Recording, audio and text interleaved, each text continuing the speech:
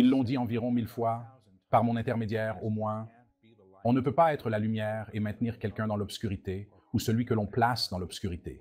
Et ce que l'on met dans l'obscurité nous appelle vers cette obscurité. C'est un enseignement de correspondance. Ce n'est pas une question de bien ou de mal, de morale. La morale, comme vous l'avez dit, semble être assez subjective d'une culture à l'autre.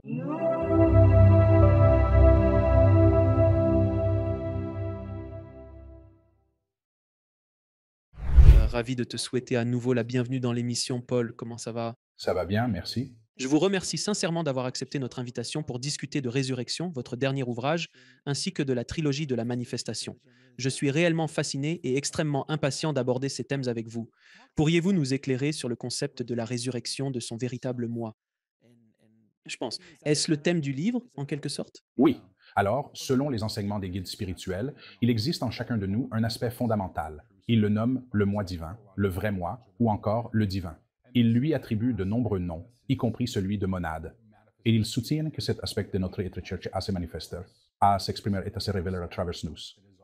Donc, cette partie de nous qui a toujours été présente, notre Dieu intérieur s'il est en veut, aspire à s'exprimer pleinement à travers notre existence, et c'est à cette résurrection qu'ils font référence. Donc, tous les enseignements, à mon avis, depuis leurs origines, ont progressé vers cela, de sorte que les guides spirituels sont désormais extrêmement précis sur la manière dont ce processus se déroule, sur la façon dont le moi divin, ou cette partie de notre être qui réside dans la connaissance et qui ne s'enracine pas dans la pure, parvient à se manifester, et quelles sont les répercussions sur l'individu ainsi que sur le collectif. Utilisez-vous ou est-ce que les guides emploient le concept de résurrection comme une forme de retour à notre essence véritable plutôt que ce que beaucoup d'entre nous pensent être, c'est-à-dire ce corps, ce monde, cette chose? C'est en quelque sorte comme ressusciter hors de cela pour retrouver notre véritable divinité. Oui, notre retour à ce que nous avons toujours été, que nous avons en quelque sorte oublié, ignoré ou nié. Les guides avec lesquels je travaille disent que nous opérons dans un champ collectif, et ce champ est ancré dans une croyance en la séparation qui a accumulé beaucoup de preuves, et que ce n'est vraiment pas la vérité, ça n'a jamais été la vérité, mais c'est ce que nous avons créé, et par quoi nous sommes en quelque sorte soutenus, en termes de notre conscience de qui nous sommes. Alors, quand je pense à qui est Paul, je pourrais dire, eh bien, je suis dans un corps masculin, et je suis dans certain âge, et je vis ici, et je fais ce type de travail. Et ils disent, eh bien, ce sont des manières de connaître le soi, mais ce n'est pas qui vous êtes vraiment, car toutes ces choses sont en réalité éphémères. La vérité de qui nous sommes, ce qu'ils appellent le Dieu intérieur, ou le Christ en nous, ou la monade. Chaque système a, je suppose, un nom pour cela, est ce que nous avons toujours été. Et c'est cela qui cherche à être récupéré par nous. Et une partie de cela se fait au prix de nos idées, de qui nous avons été, ancrés dans la séparation ou dans la croyance que cela ne peut pas être. Alors, je voulais vous demander comment le monde fonctionne. Notre mode opératoire depuis 3000 ans, c'est très tribal. Nous agissons selon la moralité, nous nous basons sur un concept de dans cette tribu, nous mangeons cet animal. Dans une autre tribu, cet animal pourrait être sacré, et c'est là que les guerres commencent. Mais cela nous a été bénéfique, je suppose, jusqu'à un certain point lorsque nous étions en tribu. Mais maintenant, nous sommes à l'échelle mondiale et nous devenons de plus en plus globaux. Alors, nous devons commencer à nous éloigner de cette idée que ma façon de faire est la seule possible. J'aimerais entendre vos réflexions à ce sujet. Je pense que vous avez raison. Les guides disent que l'autosatisfaction est toujours le petit moi. Ou si vous avez besoin d'avoir raison, au détriment de quelqu'un d'autre qui a tort, c'est encore la personnalité. La recherche de soi pour se renforcer, ou la structure égotique. Alors, les frontières, disent-ils, sont créées par nous. Je vous dirais, ce sont des choses faites par l'homme. Et nous donnons un sens à ces choses. Et nous créons des murs et la croyance que nous devons rester séparés de ces gens là-bas. Et en agissant ainsi, nous avons en quelque sorte oublié qui ils sont. Et les guides ont dit que nous avons nié le divin chez nos semblables pendant si longtemps que nous avons également nié le divin en nous-mêmes et dans la source de toutes choses. Ils l'ont dit 1000 fois au moins à travers moi. Vous ne pouvez pas être la lumière et maintenir un autre dans l'obscurité, ou celui que vous plongez dans l'obscurité. Et ce que vous plongez dans l'obscurité vous appelle vers cette obscurité. C'est un enseignement de corrésonance. Ce n'est pas un enseignement de bien et de mal, ni de moralité. La moralité, comme vous l'avez dit, paraît subjective et varie d'une culture à l'autre. Et je pense que quand les guides parlent de ces sujets, ils évoquent la vérité, affirmant que ce qui est vrai l'est toujours. Il ne s'agit pas de commodité ou de convenance. Il ne s'agit pas non plus, peut-être, des mœurs spécifiques d'une culture à un moment précis. Il y a 100 ans, nos comportements les uns envers les autres étaient très différents de ce qu'ils sont aujourd'hui. Si nous remontons 300 ans en arrière, les différences sont encore plus marquées. Ces changements continuent de se produire au fil du temps. Cependant, lorsqu'on affirme que ce qui est vrai reste toujours vrai, on touche à l'idée que le moi divin, ou cet aspect de vous-même, de moi-même, ou de toute autre personne qui est éternelle, demeure invariablement vrai. Reconnaître cette vérité est essentiel pour comprendre ce qui résonne au même diapason avec tout le reste. En d'autres termes, si l'on considère que Dieu se voit en chacune de ses créations, ou que le divin ne peut renier sa présence en rien de ce qui existe, parce qu'en définitive, tout émane d'une source unique, alors on commence à s'élever vers un niveau de conscience supérieur. Ainsi, je ne crois pas qu'il y ait le moindre mal à embrasser cette perspective. Avoir ses potes, avoir sa tribu ou avoir des exigences culturelles, je pense que tout cela est bien. Je pense que ça devient problématique quand cela devient exclusif et que ça exclut les autres. Cela devient de plus en plus problématique à cause du schisme persistant de la séparation. Oui, et c'est ce qui est fascinant parce que, je veux dire, il y a des choses inconnues. Un exemple parfait, c'est que parfois, depuis le lancement de l'émission, j'ai remarqué, je parcours les commentaires des personnes qui arrivent et je dois avouer que la plupart, en effet, la majorité, sont extrêmement positifs et empreints de gratitude. Cependant, il arrive que certaines personnes se sentent menacées lorsqu'il s'agit de leurs convictions, de l'histoire personnelle qu'ils se sont forgées ou de celle qui leur a été transmise par leur culture, leur religion, leurs parents, leur communauté ou leur pays. Ils ressentent le besoin de se défendre. Ils ressentent ce besoin parce que leur conception du monde est remise en question dans leur esprit, simplement en entendant quelque chose qui ne s'accorde pas avec eux. C'est donc fascinant de voir pourquoi nous avons besoin de faire cela. Mon point de vue, c'est que si vous croyez que le ciel est violet, c'est très bien, ça vous regarde. Si vous croyez que le ciel est violet et que vous voulez prier le ciel violet, tout va bien. Mais ne m'imposez pas vos croyances. Vivez et laissez vivre librement. Quelle est votre opinion à ce sujet? Je suis d'accord avec vous, je ne parcours plus les commentaires désormais. Non, plus maintenant, alors qu'avant, oui, je les lisais. La toute première fois que j'ai été interviewé et que j'ai canalisé cela devait être dans une émission de télévision câblée, peut-être il y a 12 ans, et personne ne savait qui j'étais ni ce que je faisais. Je pense que mon premier livre venait tout juste de sortir, et il n'y avait aucune couverture médiatique dessus. Et je canalisais en direct, et les commentaires étaient cinglants, parce que j'ai l'air fou, et je sais que j'ai l'air fou, mais c'est ainsi. C'est comme ça que ça se passe quand je travaille. Et je ressens tout cela parce que je suis clairsentiente. Donc je ressentais toute cette négativité. Et je suis allé me coucher et j'ai dit à mes guides, si vous voulez que je fasse ce travail, pourquoi laissez-vous cela arriver? Et leur réponse a été, eh bien, tant que tu te soucieras de ce que les gens pensent de toi, cela posera problème. C'est en grande partie ma responsabilité à gérer. Tu sais, je ne suis pas là pour prouver que les autres ont tort. J'ai été élevé en... Je sais, j'étais un gosse de New York. On allait en thérapie.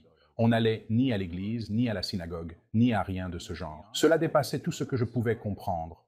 Lorsque j'ai commencé à m'éveiller, aux alentours de mes 25 ans, cela m'a semblé comme si je déménageais dans un pays étranger. Si cela s'avérait vrai, alors rien n'était tel que je l'avais imaginé. Toutes mes convictions laïques étaient brusquement mises en doute. C'est ce dont les guides spirituels discutent actuellement dans leurs ouvrages, car ils approchent des 2 tiers de leur prochain livre, qu'ils ont entamé il y a de cela environ un mois. Ils parlent de tous les systèmes culturels auxquels nous avons adhéré et comment tous ces systèmes ont essentiellement émergé d'une croyance en la séparation. Ainsi, toute notre mémoire est en quelque sorte ancrée dans cette idée que nous sommes séparés de celui qui est à côté de nous et séparés de la source. Alors maintenant, ils travaillent vraiment sur la réappropriation de ces choses. Nous ne pouvons plus nous accrocher à l'ancien mode de vie, car en tant qu'espèce, nous avons fait le choix, un choix conscient, de changer. Nous allons dépasser ce mur que nous avons nous-mêmes érigé, non pas en le franchissant, car cela est impossible, mais en nous élevant au-dessus de lui jusqu'à atteindre un endroit où le mur n'existe plus. Et nous choisissons cette voie essentiellement parce que nous y sommes contraints. À ce stade de notre existence, il n'est plus viable de continuer sur la même lancée. Nous possédons la capacité de nous autodétruire en un simple clin d'œil. Et selon eux, nous le ferons probablement si nous continuons sur cette voie. Et nous avons décidé de ne pas le faire, ce qui est une bonne nouvelle. C'est effectivement une excellente nouvelle. Cependant, il me semble que il se produit actuellement tant de choses dans le monde, ce qui pourrait être affirmé pour quasiment toutes les époques de l'histoire. Mais je crois que nous sommes désormais plus conscients de l'ensemble des conflits, de la pandémie, des difficultés économiques et du clivage politique exacerbé, ainsi que d'autres enjeux contemporains. Ça atteint un paroxysme. Toutefois, j'ai aussi remarqué que les messagers spirituels, tels que vous, ainsi que des émissions telles que la mienne, commencent à apparaître de plus en plus afin de diffuser cette lumière et de propager ce genre d'informations à travers le monde. On assiste alors à une sorte de phénomène de contrebalancement qui se met en place.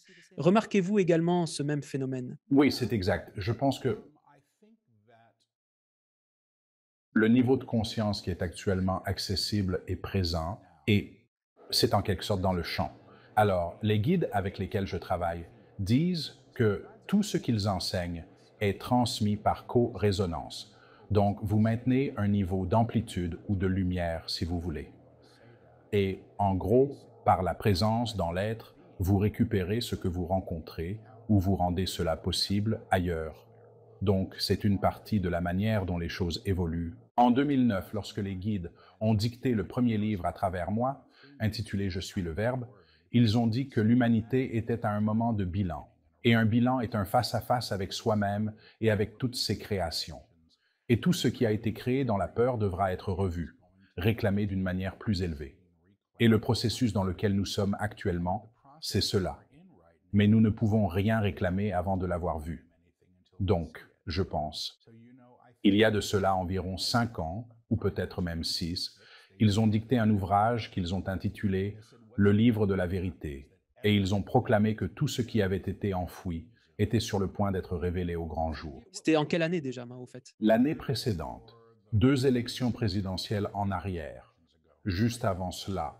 Donc ça remonte à ce moment, car c'est précisément ce qui s'est passé. Tout ce racisme, cette haine et ce tribalisme ont commencé à émerger.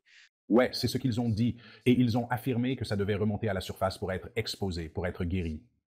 C'est véritablement aussi simple que cela.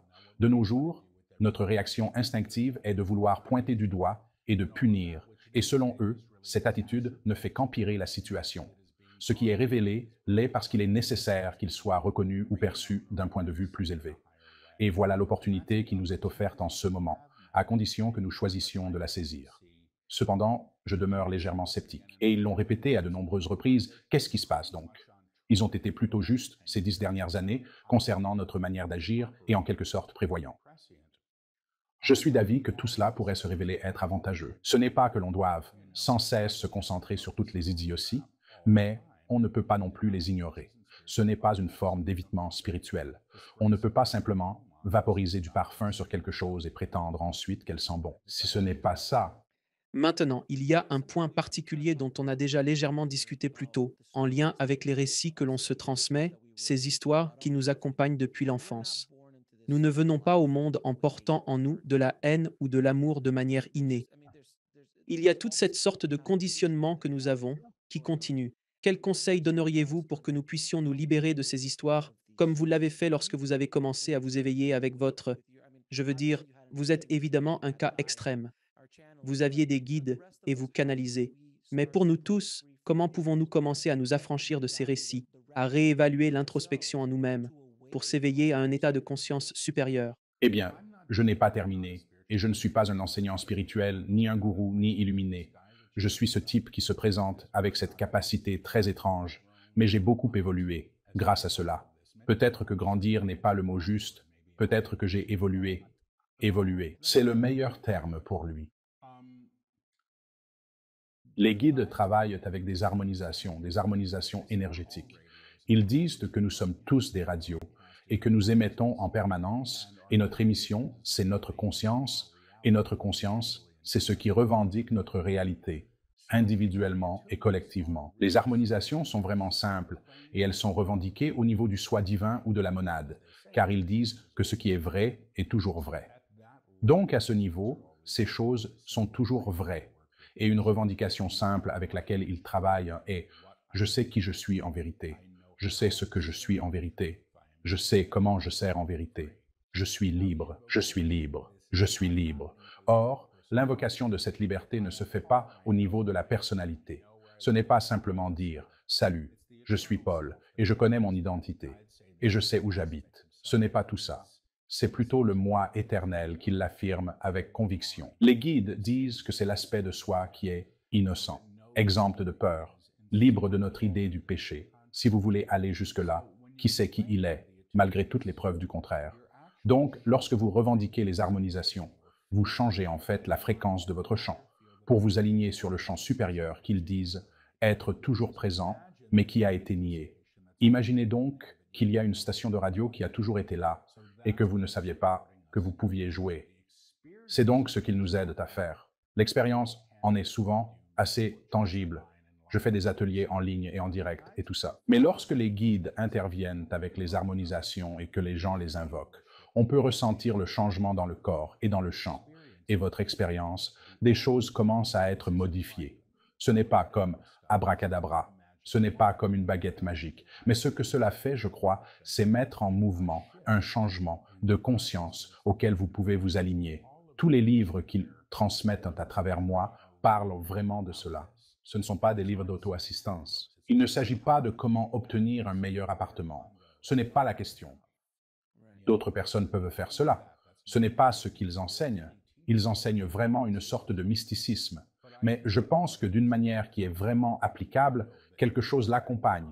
Ce n'est pas de la théorie, c'est de la pratique. C'est expérientiel, ce qui me plaît dans ce travail. Quand j'ai commencé à canaliser ou à entendre, car il a fallu des années avant qu'ils ne commencent à donner des conférences à travers moi, je recevais des informations, mais les informations ne m'intéressaient pas. Ce qui m'intéressait, c'était l'énergie qui accompagnait les informations, parce qu'on ne pouvait pas la simuler. Alors pendant 18 ans, je me suis assis dans une pièce, dans mon salon à New York, à l'époque, avec des gens et nous sommes imprégnés de l'énergie et avons suivi les instructions qui arrivaient. Et elles étaient palpables et physiquement réelles et en quelque sorte transformatrices. Et c'est à cela que je me suis accroché. C'est pour cela que je continue. Il faut simplement faire confiance à cette expérience qu'ils transmettent, car elle est palpable. Ce ne sont pas juste de jolis mots. Vous pouvez l'invoquer, vous pouvez la ressentir, vous pouvez la voir à l'œuvre dans votre propre vie. Maintenant, retournons aux histoires que nous avons l'habitude de nous raconter. Nous sommes le seul animal sur la planète qui nous nous punissons nous-mêmes, répété 1000 fois pour une seule faute commise. Et c'est brutal. Nous sommes le critique le plus impitoyable et le troll le plus cruel que nous ayons dans tous les aspects de notre vie, que nous ne soyons pas assez spirituels, trop gros, trop maigres, pas de la bonne couleur, pas assez ceci ou cela, parce que ce sont les messages que nous recevons en permanence. Et quels conseils pourriez-vous donner pour nous aider à nous pardonner ces erreurs, ces fautes que nous avons commises et pour simplement nous accorder le pardon, point final, pour toutes ces choses avec lesquelles nous nous tourmentons au quotidien? Effectivement, c'est une question complexe qui peut être examinée sous différents angles. Le livre qu'il distribue en ce moment traite de ce thème avec une grande précision. Il explore les répercussions des choix effectués sous l'emprise de la peur, des choix qui s'avèrent être punitifs. Nous subissons les conséquences de nos décisions, de nos croyances sur notre identité et sur nos actions passées. Ils enseignent que nous pouvons invoquer l'intervention du divin à chaque point de décision, en évitant de brider son œuvre. Un des enseignements fondamentaux qu'il partage est que ce que vous condamnez, vous finissez par l'incarner. Ce que vous maudissez, vous maudit en retour. Et ce que vous bénissez, vous bénit en retour. Et cela m'inclut moi-même, ou ce que j'ai fait, ou ce que je pense. Ainsi, l'idée que ce que vous plongez dans l'obscurité, ou qui vous plongez dans l'obscurité, vous appelle vers cette obscurité, inclut également le soi. L'idée de bénédiction, qui est souvent mal interprétée culturellement selon les guides spirituels avec lesquels je collabore, réside dans la capacité à voir, à reconnaître et à revendiquer la présence du divin en toute chose. Dieu, ou le divin si vous préférez ce terme, existe au-delà des contraintes du temps et de l'espace et n'est pas restreint par nos conceptions humaines de ce qui est possible. Ainsi, revendiquer l'action du divin, c'est transcender l'autorécrimination et la haine de soi en reconnaissant et honorant le sacré qui réside en nous. Toutes ces choses qui nous ramènent réellement à la peur et à la séparation peuvent effectivement se produire. Et je sais que c'est vrai, car j'ai énormément souffert. Et je ne prétends pas que tout a disparu, mais je le sais. Mhm. Quand je repense à ma façon d'agir dans le passé, c'était vraiment brutal. Alors, je me souviens que quelqu'un a dû me le dire quand j'avais peut-être 28 ou 29 ans, parce que j'avais un comité intérieur qui était vraiment bruyant et très autocritique, et cette personne m'a dit, « Tu sais, Paul, aussi sombre que tu aies été, c'est autant de lumière que tu peux contenir. » Et cela a fait une énorme différence pour moi à l'époque. Et je pense que c'est très vrai. Et ce que j'ai appris à travers tout cela, c'est la compassion, d'une manière que je n'aurais jamais connue autrement. Je connais la souffrance. Je choisis de ne pas m'y attarder autant que possible. Et je pense que tout ce que nous vivons peut contribuer à notre croissance. Mais oui, laissons-moi consulter les guides à ce sujet, car tu avais demandé avant de commencer. Vas-tu canaliser? Je vais voir si les guides ont quelque chose de simple à dire sur la manière de s'occuper de l'idée de l'autopunition. Je dirais juste que je murmure et répète quand je fais cela, et ça a l'air fou. Mais après tout, ils disent que l'idée de qui tu es, en tant que personne digne de punition, c'est ce qui doit être éliminé. C'est ce qui a besoin d'être retiré ou réclamé de manière plus élevée, le choix de s'auto-abdiquer, le choix de s'auto-abdiquer. Je ne suis pas digne, je ne suis pas digne, je ne suis pas aimable, je ne suis pas aimable. Je suis un mauvais être humain, je suis un mauvais être humain. Nous en appellerons à cela. Nous invoquerons l'épreuve de ces dires, responsabilité pour responsabilité, une responsabilité sexuelle pour ces actes. La responsabilité pour ces actes est là. Si tu l'as volé, tu en es propriétaire. Si tu l'as volé, tu en es propriétaire. Tu ne le paieras pas, mais tu le paies. Mais le choix de se connaître au-delà de l'acte commis, en tant que qui est ce que vous êtes réellement, déplacera effectivement l'épreuve du passé. Chacun d'entre vous qui se présente devant nous, est dans le déni du divin, ou dans le déni de sa créature, ou dans le déni de sa véritable nature. Quand vous savez qui vous êtes, toutes choses sont effectivement renouvelées. Et de fait inclusives. Et en réalité, incluant même ce qui est à l'origine de votre plus grande souffrance. Alors, si cela a du sens, cela a parfaitement du sens. Cette autre conception de l'enfer qui est débattue depuis longtemps maintenant, croyez-vous que nous sommes dans ce que nous considérons comme un enfer? Parce que cela correspond presque exactement à la définition de l'autotorture. Se flageller, ce genre de maltraitance, ce n'est pas lui, c'est tout.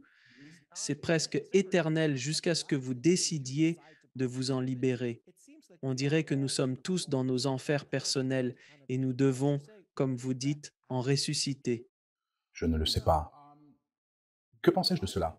Je vais me tourner vers moi-même, car je suis encore à moitié en accord avec eux. Je veux dire, l'enfer est une idée. Les guides avec qui je travaille disent que le seul et unique problème majeur auquel l'humanité est confrontée est ce qu'ils nomment le déni du divin. Et que tous les problèmes auxquels nous sommes confrontés en sont la preuve manifeste, que ce soit la guerre, la famine, ou la façon dont nous nous comportons envers nous-mêmes ou envers autrui. Les gens disent pas mal souvent, il faut blâmer, il faut lutter, il faut se venger. Cela appartient à un vieux système qui, à mon avis, ne fait qu'accumuler davantage de preuves de notre séparation. Ou bien, si vous souhaitez parler de l'enfer, permettez-moi de consulter les guides spirituels. L'idée même de l'enfer doit être révisée et rachetée. L'absence du divin n'est pas l'enfer. Mais cela peut être un enfer. Que l'on crée soi-même. L'échelle dans laquelle vous existez, ou l'octave d'expérience qui constitue votre monde, ou votre réalité, ou votre perception du monde, ou votre sens d'un monde, comporte des notes aiguës et graves. Le plus sombre que vous ayez connu, la note la plus basse que vous ayez jouée, vous êtes accessible. Vous êtes accessible tout comme la plus haute. Lorsque vous vous élevez à l'octave suivante, ou à celle au-dessus de celle que vous avez connue, il y a une transmission différente. car la peur ne s'exprime pas à ce niveau, la peur ne s'exprime pas à ce niveau, nous choisissons seulement la peur. Et lorsque vous ne choisissez plus par peur, vous ne vous infligez plus de souffrance et ne niez plus le divin qui réside en vous ou en toute autre personne. Monter dans ce que nous appelons la salle supérieure est l'enseignement que nous transmettons. C'est l'enseignement que nous transmettons. C'est un choix. C'est un choix, mais cela peut être ainsi. Mais tant que vous ne saurez pas que cela peut être ainsi, vous le nierez probablement, vous le nierez probablement et continuerez comme avant. Et continuez comme vous l'avez fait. Et ils disent point final. Maintenant, nous avons beaucoup parlé du divin dans cette conversation jusqu'à présent. Comment faites-vous? Pourriez-vous nous donner des suggestions ou des conseils afin de nous aider à mieux nous connecter au divin intérieur? Mhm. Laissez-moi, laissez-moi leur redemander. Parce que j'ai mes propres méthodes et mes propres systèmes, et je ne sais pas ce qui sera le plus utile. La chose la plus simple à faire est de dire que ça existe. Ils disent que la chose la plus simple à faire est d'affirmer que ça existe. Vous ne vous connecterez pas à ce que vous croyez inexistant. Inexistant. Se donner la permission de connaître le Dieu intérieur, c'est inviter le Dieu intérieur à se révéler. C'est inviter le Dieu intérieur à se révéler. Choisir de s'aligner à cette présence, choisir de s'aligner à cette présence est véritablement un acte de volonté. Est véritablement un acte de volonté. Dire je suis pardonné, dire je suis pardonné, je suis renommé, je suis reconnu, je suis récupéré et je suis récupéré de manière supérieure. C'est la preuve de ce choix, c'est la preuve de ce choix, la concrétisation de celui-ci, la réalisation de cela, je suis de Dieu, tout comme tous, est une étape que vous rencontrez, est une étape que vous rencontrez lorsque vous commencez à réaliser, lorsque vous commencez à réaliser. Et rien ne peut être en dehors de Dieu. Rien ne peut exister en dehors du divin, excepté ce que vous y avez introduit, ce que vous y avez inséré. La volonté, en effet, est essentielle. La volonté, en effet, est essentielle. Cela peut être ainsi. Cela peut être ainsi. Il en sera ainsi. Il en sera ainsi. Dieu est, Dieu est, Dieu est, Dieu est, Dieu est, Dieu est. Répétez cela si vous le souhaitez. On me demande de vous dire de le répéter si vous le voulez. Vous savez, je ne viens pas d'un milieu religieux. Je veux dire, j'ai des œuvres d'art religieux chez moi. J'ai Hanuman sur mon bureau. J'ai Shiva sur le mur. J'ai Jésus dans la... Je suis convaincu que chaque véritable enseignement contient une grande vérité et je place ma confiance en cette idée. Le tout premier ouvrage portait le titre « Je suis le Verbe ». Ils soutiennent que le Verbe représente l'énergie du Créateur manifestée. Et dans les écrits qui ont suivi, ils ont élargi cette notion en affirmant qu'il existe une note chantée, une fréquence, un son qui résonne à travers l'univers entier, en harmonie avec lequel tout existe ou fait partie intégrante. Ainsi, cette note unique chantée, c'est à la fois votre ongle, mon nez, le firmament et l'immensité de l'océan est tout ce que nous pouvons voir ou même imaginer. Ce sont toutes des manifestations de la source. Ainsi, toutes choses viennent de Dieu, où rien ne peut exister, c'est ce qu'ils disent. Et puis j'ai demandé, et la peur alors? Et ils ont répondu, eh bien, la peur vient de Dieu. Elle le nie simplement. C'est là tout le problème avec la peur. La peur. Rien ne peut exister en dehors du divin, mais nous pouvons nous imaginer en dehors du divin et, par conséquent, vivre cette expérience. Pour moi, je ne sais pas si je t'ai raconté cette histoire, mais mon histoire a commencé quand j'avais 25 ans et je touchais le fond au motel Gopher Campus à Saint Paul, dans le Minnesota. Je ne savais pas où trouver les drogues. C'était une nuit particulièrement difficile. En apparence, j'avais l'air de très bien m'en sortir. En réalité, je venais tout juste d'obtenir un master à Yale. J'étais vraiment dans le vent, tu sais. Genre, j'étais un jeune homme très en vogue à l'époque. À ce moment-là, j'étais vraiment... tu sais, les Gédéons laissent ces petites Bibles dans les tiroirs. Et là, je me suis dit, oh merde. Et j'ai sorti le truc et il y avait une prière pour les personnes en crise. Et je me suis dit, bon, je suis en crise, je ne sais pas si j'aurais exprimer la crise, mais je savais que quoi que ce soit qui n'allait pas, avait mal tourné depuis longtemps et ne s'améliorait pas. Et j'ai récité cette prière, et je le pensais vraiment. Puis, je l'ai oublié. Et 3 jours plus tard, j'étais de retour à New York. Un matin, je me suis réveillé, et je me suis demandé ce que je pourrais faire de positif ce jour-là. Et j'ai entendu une voix. C'était la première voix que j'entendais, et j'ai écouté, et j'ai arrêté de boire ce jour-là, de faire la fête et tout le reste. C'était un grand moment, mais ça a été un véritable choc pour moi. Et quand je dis que j'ai entendu une voix, ce n'est pas comme s'il y avait une voix dans la pièce. C'est plutôt une pensée qui éclipse toutes les autres, indéniable, parce que, vous savez, quand on est vraiment sûr de quelque chose, comme je sais que je suis amoureux, je sais que j'ai décroché le poste, je sais, je sais, je sais. Quand on sait, il n'y a jamais de question qui se pose. Il n'y a pas de confusion. Et mes guides ont dit, c'est le moi divin qui sait. La partie de nous qui sait, c'est le vrai moi, qui n'a jamais peur. Parce qu'on peut aussi dire, si on revient à ce moment où on savait, il n'y avait pas de peur, car la peur et le savoir ne coexistent pas. Il peut y avoir de la peur sur ce qui va arriver ensuite. Vous avez un diagnostic préliminaire, mais l'après, c'est l'inquiétant.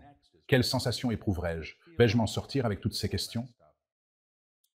Alors, pour moi, cette première prise de conscience est venue avec une résonance que j'ai appris à faire confiance.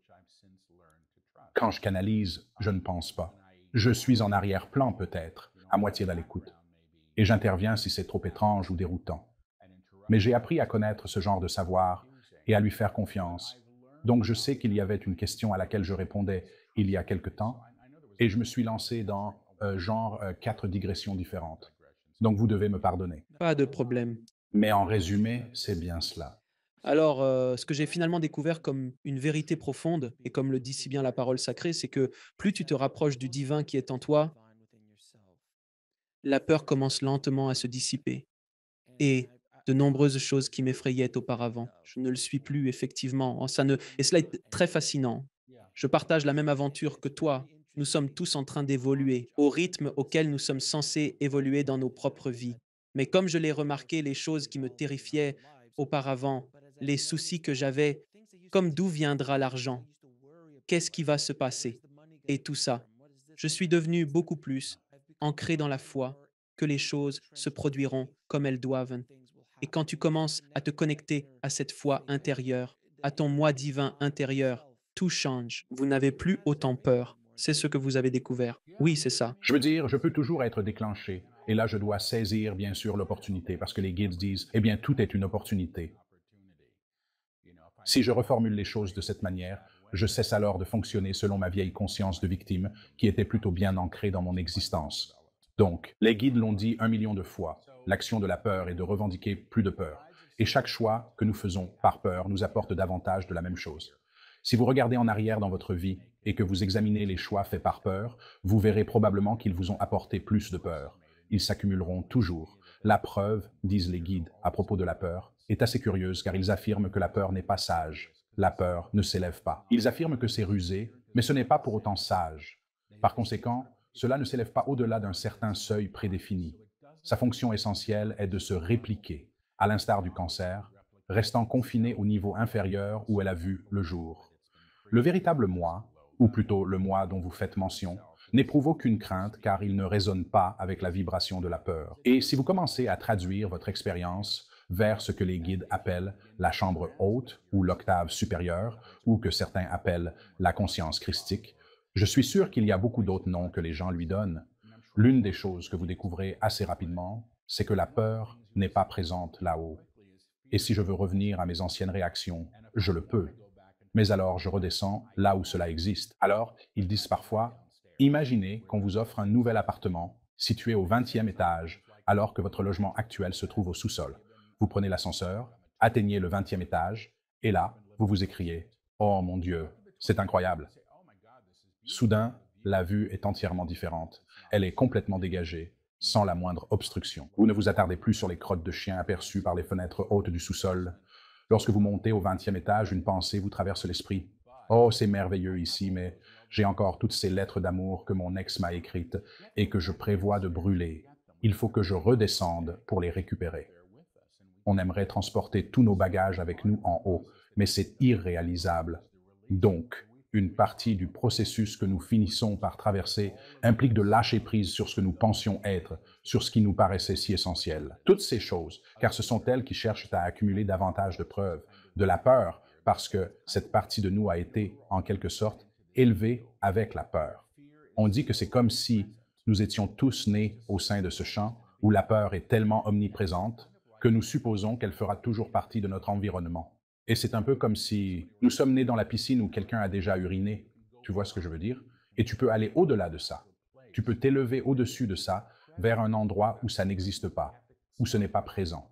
Mais nous devons cesser de nous y fier comme à un ami, comme à un protecteur et à toutes ces choses que nous faisons pour nous maintenir là. Donc, si je comprends bien ce que tu es en train de dire, et comme nous l'avons tous les deux exprimé, je pense chacun à notre façon, c'est que Lorsque nous commençons à lâcher prise sur une peur, c'est presque une mort de notre identité. C'est presque la fin de ce que nous étions ou de ce que nous pensions devoir être. Le masque que nous nous sommes imposés tout au long de notre vie qui change, le masque que nous portions au lycée et à l'université n'est pas celui que nous portons en tant qu'hommes de 40 ans. Mais il y a toujours des masques. Mais ces identités commencent à s'effacer là où vous commencez à comprendre qui vous êtes vraiment. Vous êtes néo et vous vous éveillez pour comprendre la matrice. À bien des égards, tout à fait juste. Alors, comment peut-on faire cela? Pour ceux qui nous écoutent, parce que cela semble incroyable, c'est plus facile à dire qu'à faire, en effet. Vous devez simplement laisser votre identité s'éteindre et chercher le divin à l'intérieur de vous-même, puis établir une connexion avec Dieu. Cela paraît idyllique, n'est-ce pas? Mais quelles sont les démarches pratiques pour ceux qui ne sont pas à ce niveau-là encore, qui se trouvent dans le sous-sol et qui aspirent réellement à s'en échapper? Voyons voir. Je veux dire, une chose simple est d'arrêter de prendre des décisions basées sur la peur. C'est facile, car si vous arrêtez de faire cela, vous arrêtez réellement de perpétuer quelque chose. Laissez-moi consulter les guides à ce sujet. Nous aimerions dire deux choses. Nous aimerions dire deux choses. La première chose est qu'ils doivent savoir qu'ils ont le droit à cela. La première chose est qu'ils doivent savoir qu'ils ont le droit à cela. Et la seconde vérité, c'est que cela peut effectivement être ainsi. La majorité d'entre vous nie l'existence du divin. Vous ne le faites pas intentionnellement, mais parce que depuis votre enfance, vous avez été imprégné d'une croyance selon laquelle cela ne peut tout simplement pas être que vous n'êtes pas digne de cela. Vous ne vous sentez pas aqualis, vous pensez que vous ne serez jamais aqualis à cause d'une fausse idée que vous entretenez à propos de votre péché, de votre mauvaise façon de penser, ou à cause de quelque chose de terrible que vous croyez avoir commis, ou quelque chose de terrible que vous pensez avoir fait. Il était une fois. Il était une fois. Tous sont les bienvenus. Tous sont les bienvenus. Personne n'est mis au courant. Personne n'est rejeté. La lumière s'offre à la lumière. Le geste le plus simple et le plus sincère que l'on puisse accomplir est de dire « Je suis là », de proclamer avec conviction « Je suis là, je suis prêt à répondre à l'appel, je suis prêt, je suis reconnu, je suis reconnu ». Maintenant, lorsque nous prononçons ces mots « Je suis reconnu », nous voulons vous transmettre que Dieu ou la source, quel que soit le nom que vous choisissez de lui attribuer, vous connaît déjà parfaitement. La volonté d'être reconnu par la source constitue l'invitation. C'est l'invitation qui permet à l'être de faire l'expérience, de vraiment faire l'expérience de cela. Point final. Et ils disent point. Alors, merci pour cela, au fait. Je pense que nous en avons parlé plus tôt dans cette conversation également. Les vibrations ou signaux de la radio qui capte, et cette peur qui réside dans la haine et la colère, existent à une très basse vibration, et plus il y a d'amour, plus vous êtes connecté au divin, à votre moi supérieur, votre vibration s'élève. Que pouvez-vous nous dire sur la manière dont nous pouvons élever nos vibrations vers un niveau supérieur? Eh bien, les harmonisations fonctionnent ainsi. De nombreuses harmonisations de guides sont en ligne. Mais, en gros, si vous les envisagez comme des coordonnées sur un jukebox ou un moyen de changer de station, cela vous donnera l'expérience de cela d'une manière avec laquelle vous pourrez ensuite avancer et revendiquer. Et par revendiquer, je veux dire le posséder. Cela devient comme une partie de vous. Partie. Donc c'est une méthode, et c'est ainsi que les guides enseignent. Ils ont transmis une façon de procéder. La manière la plus simple, je vais leur demander, la manière la plus simple de revendiquer une vibration plus élevée, sachez que cela est possible. Ils le répètent, sachez que cela est possible. Votre champ vibratoire. Votre champ vibratoire. Alors que Clamira revendique votre réalité et votre expérience, tout ce que vous voyez, absolument tout, vous voyez, vous êtes en harmonie, que ce soit avec des fréquences hautes, basses ou intermédiaires, hautes, basses ou intermédiaires. Le monde que vous voyez, est en fait le monde que vous invoquez individuellement, et collectivement, Si vous décidez de vous élever à l'octave supérieure, nous l'enseignons de cette manière. Nous l'enseignons ainsi. Je suis dans la chambre haute. Je suis dans la chambre haute. Je suis venu. Je suis venu. Je suis venu. Je suis venu. Je suis venu. Je suis venu. Vous vous alignerez à un niveau supérieur. Vous vous alignerez à un champ supérieur. Le maintien de cela se fera au prix de l'ancien. La transformation se fera au prix de l'ancien. Votre perception de qui vous étiez, de qui vous avez été, ou de ce que vous pensez devoir être. Lorsque vous lâchez prise sur ces idées préconçues, sur l'idée de ce que signifie être saint, c'est alors que vous pourrez véritablement connaître le Dieu intérieur. quand vous atteindrez cette compréhension, quand vous saisirez pleinement cette vérité, que vous êtes déjà en vibration, quelles exigences vous imposez à la cellule. Vous imposez à la cellule par la peur, la colère, par la peur ou la colère. Gardez-le bas, gardez-le bas. Vous pouvez commencer à modifier le champ. Vous pouvez commencer à modifier le champ pour invoquer le plus élevé. Pour invoquer le plus élevé. Ce que vous maudissez finit par vous maudire en retour. Celui que vous plongez dans l'obscurité appelle cette obscurité, vous appelle à cette obscurité. Beaucoup préfèrent maudire autrui plutôt que de chercher à connaître la lumière, car cela leur donne un sentiment de but. Car cela vous donne un sentiment de but, une raison d'être, une raison d'être. Tout ce que cela vous apporte, c'est davantage de la même chose, davantage de la même chose. Alors, pour les personnes qui sont ici et pour celles qui nous écoutent, je pense qu'il est essentiel de saisir cette idée. Plus vous vibrez à une fréquence élevée, plus vous vous rapprochez du divin. En fonction de l'état de votre esprit, vous diffusez ce signal particulier dans l'univers. Et c'est précisément cela que vous allez attirer à vous. C'est une réalité incontestable. C'est aussi simple que ça. Et si vous avez peur et que vous avez toujours peur, vous allez attirer davantage de peur dans votre vie. Si vous êtes en colère, vous allez attirer davantage de colère. Si vous êtes plus aimant, vous allez attirer davantage d'amour dans votre vie. C'est tellement simple que cela en devient incroyable sous bien des aspects. Eh bien, oui. Les guides ont enseigné cela. Ils l'ont dit de plusieurs manières différentes. Ils ont dit que nous commandons toujours à partir du menu que nous nous attendons à avoir. Et donc, si j'ai grandi dans une maison où l'amour était essentiel, où il n'existait pas, où tout devenait rare, j'ai cette attente. Les guides disent que nous fonctionnons tous avec des cadres et ils dessinent une petite boîte autour. Alors, le but d'un cadre est de se remplir de ce qu'il attend, parce que nous revendiquons toujours, ils appellent ce geste la mudra de la création. Nous sommes toujours en train d'appeler à l'existence ce que nous attendons. Donc, si mon cadre est que je ne suis pas digne de la source, je ne suis pas digne d'amour, ou je dois avoir raison à tout prix, je continuerai à invoquer ces expériences, même si elles sont douloureuses. Mais le but d'un cadre, si vous y pensez bien, est également d'exclure tout ce qui se trouve à l'extérieur. Et donc, lorsque vous ouvrez le cadre à l'immensité qui est le potentiel infini, alors soudainement d'autres possibilités émergent au-delà de ce que nous connaissions auparavant. Maintenant, j'aimerais entendre vos réflexions.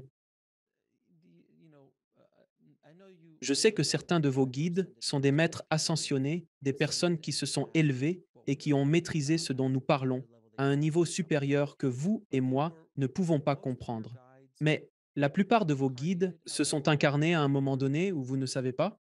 Je ne sais pas, je veux dire, ils ont été un peu évasifs là-dessus, et cela pourrait juste être ma réticence à recevoir certaines de ces informations. Ils l'ont dit, nous sommes enseignants, nous sommes guides. Ils ont utilisé le terme de maîtres ascensionnés dans le premier livre, et cela me mettait mal à l'aise. Alors ils n'emploient plus beaucoup cette expression. Le nom qu'ils utilisent lorsqu'on leur demande un nom est Melchisédek, qui est un sacerdoce qui est très ancien. La figure de Melchisédek ou son sacerdoce.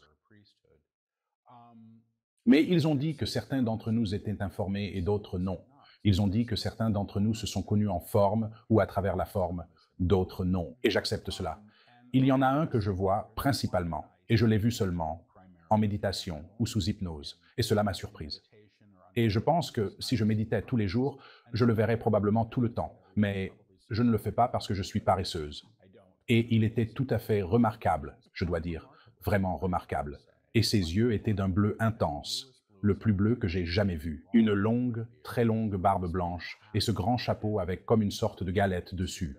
Comme, tu sais, ça ressemblait un peu non plutôt à du style orthodoxe grec. C'était son chapeau avec un truc au sommet.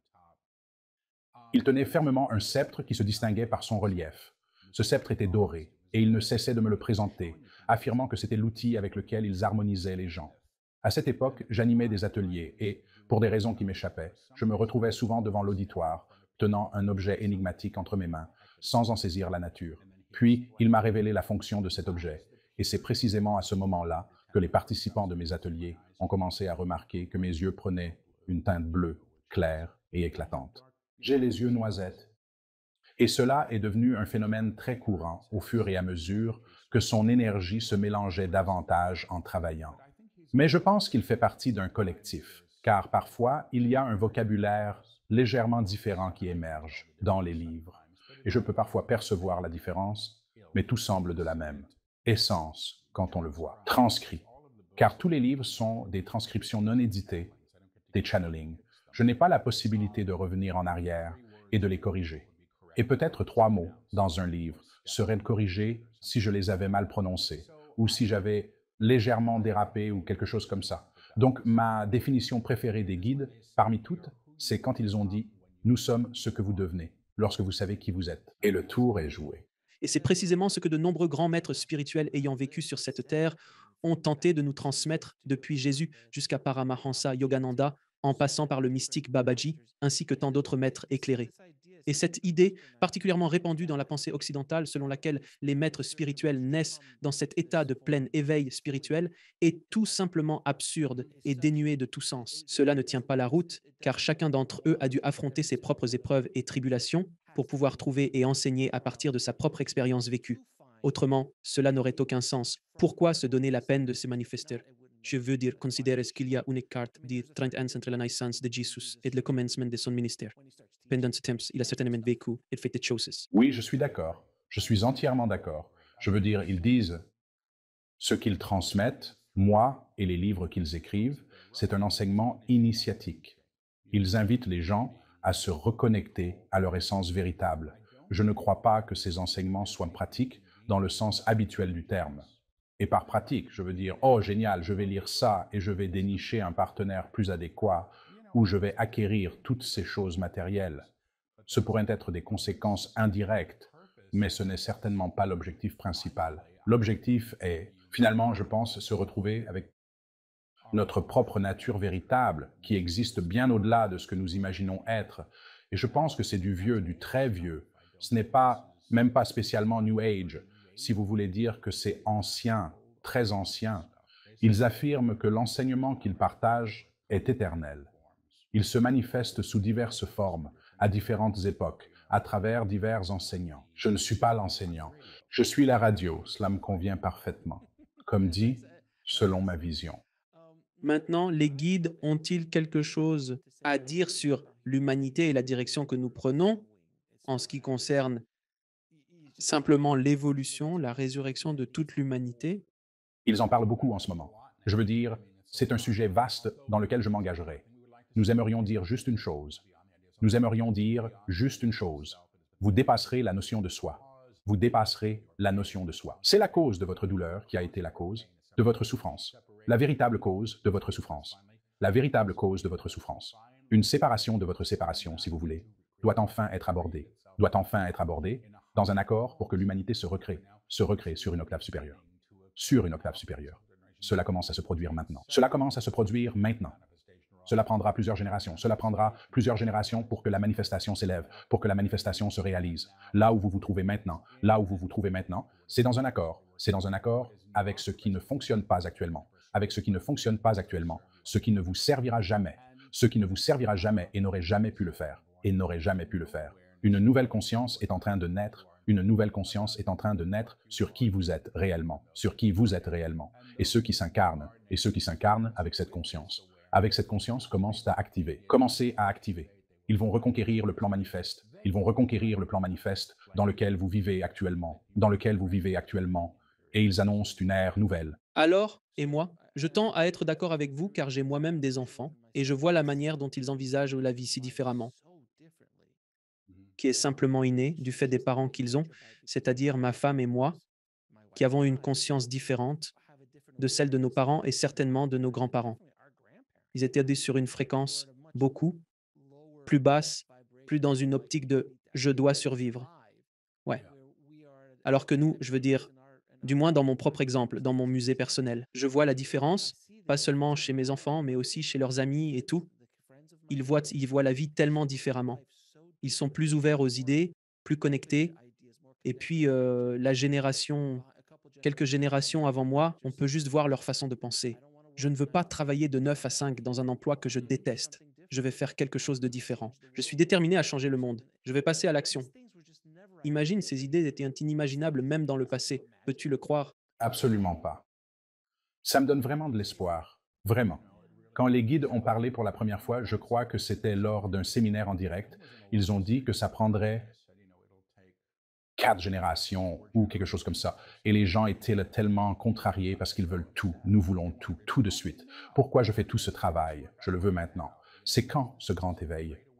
Je pense que c'est individuel. Et je pense que le collectif en bénéficie ensuite à travers l'individu. Comme vous l'avez dit avant, la manière dont vous voyez quoi que ce soit, et franchement tout, prend naissance dans la conscience que vous possédez. Ce que vous bénissez vous bénit en retour.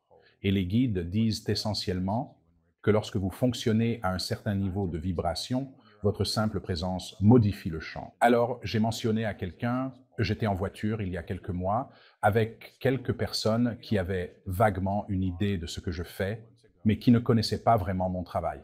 Et ils se demandaient, oh, que va-t-il se passer avec le monde? Ils se sentaient tous les deux vraiment abattus. Exactement.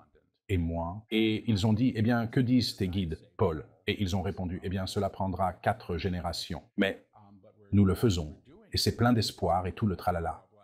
Et quelqu'un a mentionné ce que j'ignorais auparavant. Ils ont affirmé, non, c'est réellement fascinant, parce qu'ils ont expliqué, Moïse a mené les Juifs hors d'Égypte, et leur périple a duré 40 ans, parce qu'il a été dit que c'était 40 ans ou l'équivalent de 4 générations, pour que les gens puissent oublier qu'ils avaient été esclaves, qu'ils avaient été réduits en servitude. Cela représentait un autre niveau de conscience, une transformation profonde. Je ne sais pas si c'est vrai, c'est ce que quelqu'un m'a raconté. Mais j'ai trouvé ça vraiment très intéressant, cette idée que cela nécessite du temps pour effacer de telles mémoires. Ce que nous avons appris ou ce que nous pensons devoir être. Et beaucoup de ce que les guides enseignent maintenant, c'est que, à moins que nous ne reprenions mémoire collective de manière supérieure, nous allons continuer à renforcer la peur et la séparation, car la plupart de notre mémoire collective naît de cela. C'est un enseignement perturbant, et je ne le comprends pas tout à fait. C'est le prochain livre qui sortira une fois terminé. Mais j'ai compris quand ils l'ont dit, car la prétention avec laquelle travaillent les guides est la suivante. Voici, je fais toutes choses nouvelles. Et cela signifie toutes choses, y compris qui nous pensons être et avoir été, y compris les structures à travers lesquelles nous nous sommes connus. Et je pense que par là, cela veut tout simplement dire, nous comprenons les choses de manière plus élevée. Nous ne renforçons plus séparation selon les instructions que nous avons reçues. Beaucoup des anciens conditionnements avec lesquels nous avons été élevés et qui nous ont été enseignés au fil des ans sont progressivement oubliés, transférés ou évoluent dans le sens où, avant, tout tournait autour des voitures énergivores. Et oui, il y a toujours des voitures énergivores, mais maintenant, il y a un changement. Il y a un changement radical vers le fait que non, nous ne pouvons pas continuer ainsi. Et cela pourrait être pour des raisons de simple interdépendance énergétique, ce qui est bien. Vous n'achetez plus de pétrole à des gens qui veulent nous tuer. Ou encore que nous évoluons aussi. C'est pareil pour notre alimentation, notre santé. Vous réalisez? Je me souviens, début des années 80, ma mère allait dans une salle de sport. Et c'était genre de la folie. Ou faire du yoga. C'était vraiment une chose différente, alors qu'aujourd'hui, c'est la norme. Et nos générations, genre, mes enfants savent ce qu'est la méditation parce qu'ils savent que papa médite. C'est un changement énorme par rapport à ma génération et à la vôtre. Mhm.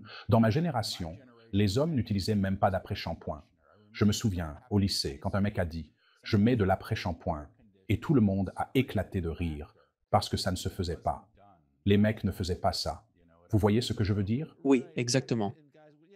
Ne parlons même pas de ce que les hommes faisaient dans le passé et de ce qu'ils font de nos jours. Vous imaginez ces gars qui passent des heures à se pomponner et à se refaire une beauté de la tête aux pieds? Je veux dire, si mon grand-père voyait ça, il aurait une réaction de genre, quoi? Je suis actuellement âgé de 60 ans et je suis reconnaissant d'avoir eu la chance de vivre aussi longtemps et pour toutes les choses que j'ai pu voir, et je ressens une immense joie lorsque les choses évoluent, car je pense que nous avons fait tellement de choix qui sont nuisibles, tant pour nous-mêmes que pour les autres. Et je pense que si la conscience qui est en train d'émerger actuellement est en faveur de cela, cela ne peut être que positif, sans le moindre doute. Parlez-moi maintenant du nouveau livre, Résurrection. Et quel est l'objectif de ce livre? Écart, résurrection, je veux dire. Résurrection est le premier tome de ce qu'ils désignent sous le nom de trilogie de la manifestation. Ils évoquent le concept du divin informé, de la manifestation en nous-mêmes et dans tout ce que nous percevons et expérimentons dans notre existence. Et ils parlent de la manière dont la manifestation se produit, non pas en termes d'obtenir ce que nous pensons devoir avoir, mais en passant à un niveau d'accord, ce qui signifie un accord vibratoire où nous pouvons devenir le récepteur de notre bien, qui existe déjà. Ainsi, nous ne cherchons plus à dire « comment vais-je obtenir ? Comment vais-je obtenir ?» Nous passons à un état de réception. Et cette réception inclut également notre connaissance innée, le fait de savoir véritablement qui nous sommes. Parce que si vous savez qui vous êtes, vous savez ce dont vous avez besoin, et alors vous commencez à avoir confiance que ces besoins seront satisfaits. C'est donc un livre déroutant, je dois dire, et c'est un livre étonnamment facile à lire. Je ne lis pas les livres avant de devoir enregistrer les livres audio, parce que je ne peux tout simplement pas les lire. Je les corrige au niveau nécessaire. Mais ils prodiguent leurs leçons sur la résurrection même, le divin qui ressuscite en chacun de nous et par la suite se manifeste à travers toutes choses. C'est réellement puissant ce que vous dites. Je veux dire, si je comprends bien, c'est un peu comme tenter de pénétrer sur un plateau de cinéma pour secouer les acteurs, pour les faire réaliser qu'ils sont simplement des acteurs et non les personnages qu'ils incarnent. Ils sont tellement immergés dans leur rôle, captivés par le décor qui est magnifique, les lumières et tout l'environnement qui paraît si parfait. Mais il faut faire attention à ne pas être trop abrupt, car ils pourraient mal le prendre. Ils se demanderaient: mais de quoi parles-tu exactement? Je m'appelle Hannibal Lecter. De quoi tu parles exactement? Plutôt que cela, il est nécessaire de l'introduire avec douceur. Non, tu es simplement un acteur résident à Pasadena. Vous devez venir avec moi et votre véritable moi. C'est ce que vous êtes. C'est une bonne analogie? Analogie excellente. Et après cela, qu'est-ce qui va nous arriver dans le prochain tome de cette trilogie? Ils ont atteint les 2 tiers du chemin. Je tente toujours de comprendre le sujet de leur conversation. Mais apparemment, ils discutent de la reconquête de la mémoire, la reconquête de l'histoire, la reconquête de tous les choix faits par peur à travers les âges. Car toutes ces choses, disent-ils, peuvent être reconnues ou récupérées dans une énergie supérieure ou dans une octave plus élevée. Donc, encore une fois, ils parlent de manifestation, mais ils parlent de... À ce stade, je pense, comment le monde est renouvelé la conscience, à travers la conscience personnelle, en trouvant votre propre conscience, puis la conscience collective. Car en fin de compte, ces 2 éléments coexistent. Vous ne pouvez vraiment pas avoir l'un sans l'autre. Mais c'est vraiment la manière dont votre présence en informe. Tout ce que vous voyez est en réalité élève tout ce que vous voyez à un niveau supérieur de tonalité ou de vibration. Maintenant, je vais vous poser quelques questions. Je les pose à tous mes invités, Paul. Quelle est votre mission dans cette vie?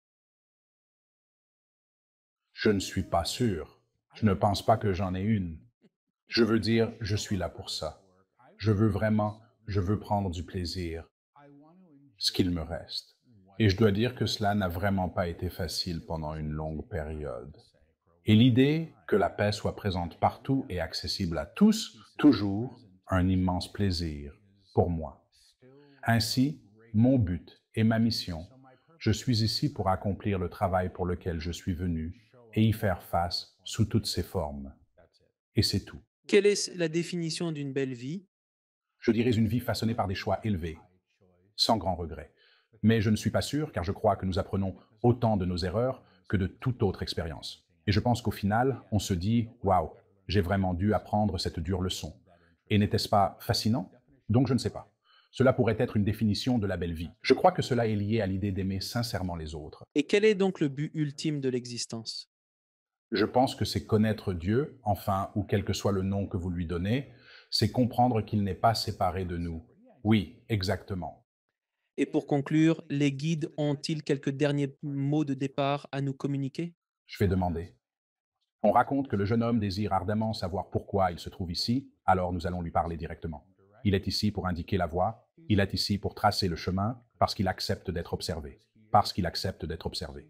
Et en acceptant d'être vu, vous acceptez de faire briller le chemin, vous acceptez d'éclairer la voie pour ceux qui marchent dans vos pas, pour ceux qui marchent dans vos pas. La mission de Paul est quelque peu différente. La mission de Paul est quelque peu différente. Il est ici pour se connaître lui-même. Il est ici pour se connaître lui-même à partir de sa source. À partir de sa source. C'était sa première demande. C'était sa première demande. Et elle est effectivement honorée. Et elle est effectivement honorée pour tous les auditeurs. Pour tous les auditeurs. Nous devrions simplement dire, sachez qui vous êtes réellement. Sachez qui vous êtes réellement. Sachez ce que vous êtes réellement. Sachez ce que vous êtes réellement. Sachez comment vous servez en vérité. Sachez comment vous servez en vérité. Et sachez-le. Et sachez que vous ne serez pas privé du divin si vous dites oui au divin. Cela est déjà ainsi. Cela est déjà ainsi. Point. Et ils disent point final. Paul, c'est toujours un plaisir de te parler, mon ami. Tu es le bienvenu à tout moment. Et vu la vitesse à laquelle tu publies ces livres, on se revoit la semaine prochaine. D'accord, merci. Je suis reconnaissant. C'est toujours une bonne conversation. Alex, merci beaucoup. Merci de regarder. Cliquez sur une des vidéos ci-dessous pour poursuivre votre voyage. Et n'oubliez pas de vous abonner.